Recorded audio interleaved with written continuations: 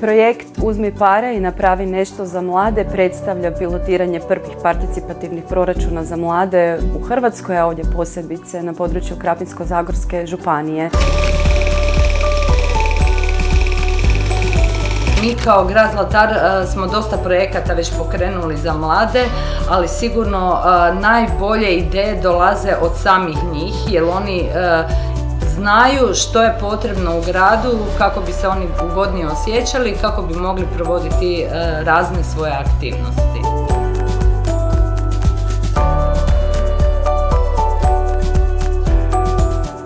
Cilj projekta je poticanje aktivnog sudjelovanja mladih u procesima donošenja odluka u lokalnoj zajednici, ali i jačanje dijaloga mladih i donositelja odluka.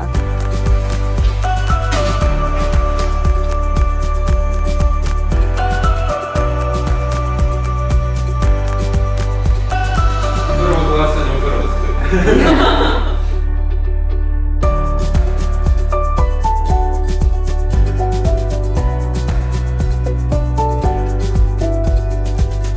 Službeno proglašavam pobjednike, to je KUD Belec sa svojom idejom multimedijalnog centra. Znači, bitka je bila vrlo tjesna.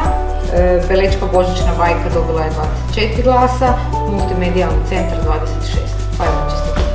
Moje ime je Sandra Petreković, tajnica sam Kulturno-umjetničkog društva Belec, koje je pobijedilo na natječaju Uzmi pare i napravi nešto za mlade mreže udruge Zagor. Na tom projektu dobili smo sredstva u iznosu 20.000 kuna za neku našu ideju. Naša ideja bila je napraviti multimedijalni centar u Belcu.